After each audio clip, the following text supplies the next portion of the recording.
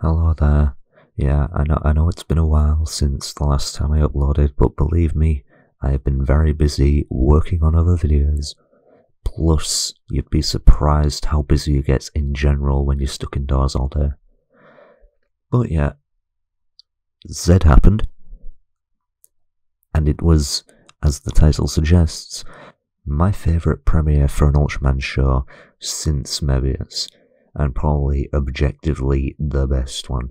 So, if you want to find out my reasons why, just chill out with your toasted bread waffle and your cup of Cavonia cough medicine, because this is just going to be an unscripted, chill ramble about how great it was. So let's start off with thrown right into the action, which is something that's been sorely lacking, I feel, because it just, the regular, the more recent shows just kind of like, it's just not really that much thrown straight in. It's more just like setup, which this still was, but it was much better handled, I feel, because it was much more engaging. Like, we have Gomez coming back, which according to some people we haven't seen in a really long time. Sevengar, the absolute Chad, which according to some people, again, comes from the Zero movie.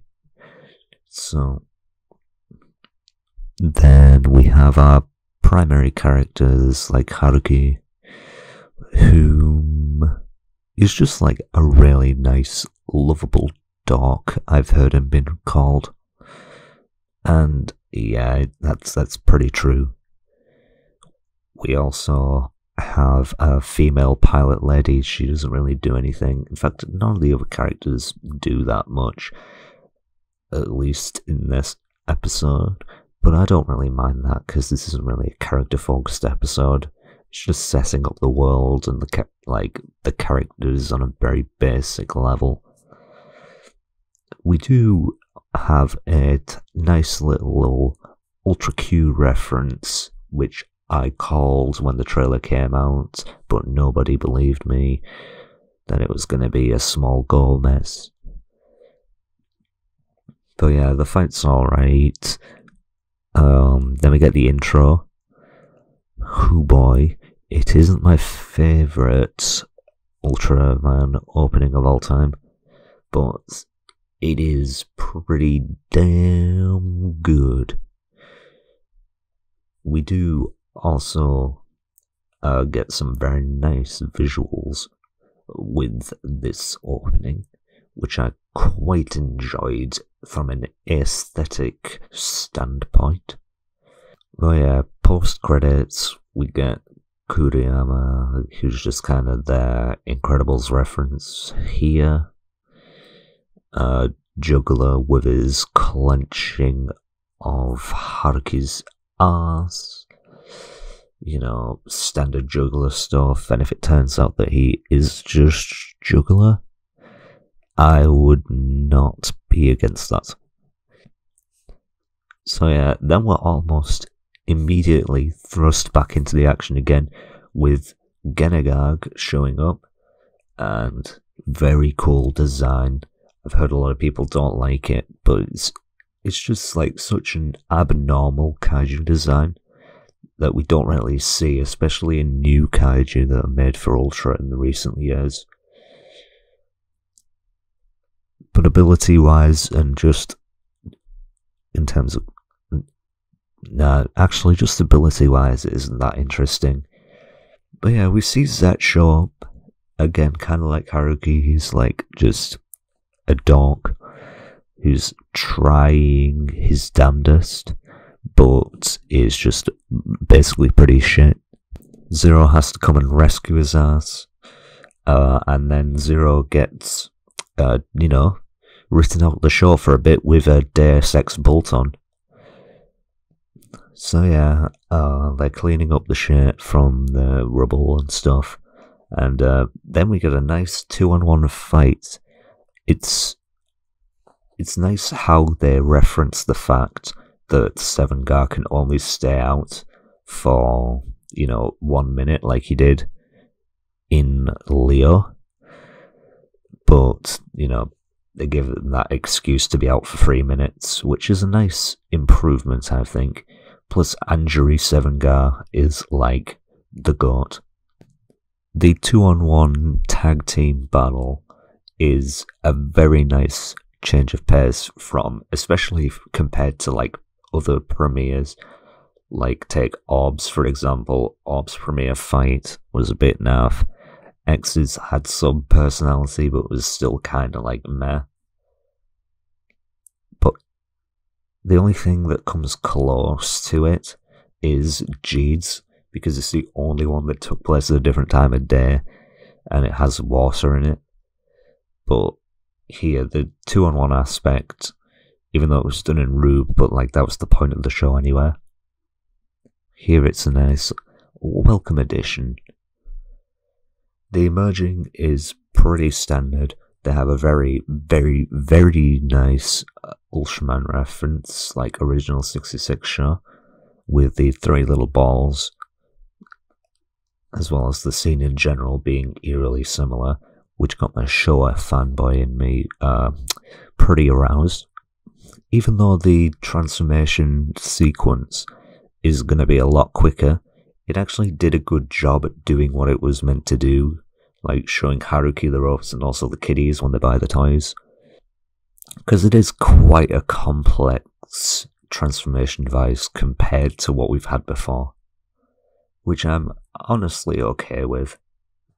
Then we get introduced to Alpha Edge, and it's like, pronunciation by the announcer aside, it doesn't seem like it needed to exist, because it's so similar to Z's original form, called Z Original, Hauro Original, ha ha ha ha. But in terms of like abilities is where it stands out, because it's got a very distinct fighting style despite being based off 3 previous Ultras. And if it's going to become the base form from now on, I mean, I don't know what excuse they have for that, since Zek can clearly fight on Earth in his base form. But, whatever, it's whatever, I can get over that. And yeah, the story kind of wraps up. We've got some very nice mystery at the end, 2 mysteries. The possessor of the Heisei boys, and also the evil villain of Shinya Kaburagi possessed by Celebro. And I especially appreciate that bit because you've got to love a bit of alien language. The ED was kind of trash, not gonna lie, enough said. But in terms of non-story bits, like technical aspects, holy shit. This is definitely an improvement from Tiger in every conceivable way. Not because, well, first of all, story structure was a lot more engaging, I found. In Tiger episode 1, things just kinda happened, but yeah, in this one, it was just like, wow, there's like actual like progression in the story, things happen and consequences lead onto that. Also, cinematography was absolutely top notch. Lighting, the Toku effects were spot on as ever. But yeah, everything seemed that slightly bit better, like behind the camera. And even though I still believe that Taguchi is a really good director, just not a good Toku director. Yeah, he's really showing what he can actually do. At least for now. We'll see what happens when the next few episodes come out. I'm just waiting for a very nice Yuichi Abe episode. But until then, that's kind of my unscripted analysis of why I thought that episode 1 was so great. Now, some people could debate whether it's better than Mebius, but at least for me, I felt that it accomplished more than what Mebius did. But, maybe that's just me, so yeah, that's about it. So just stay tuned, because I do have things coming, and yeah, bye.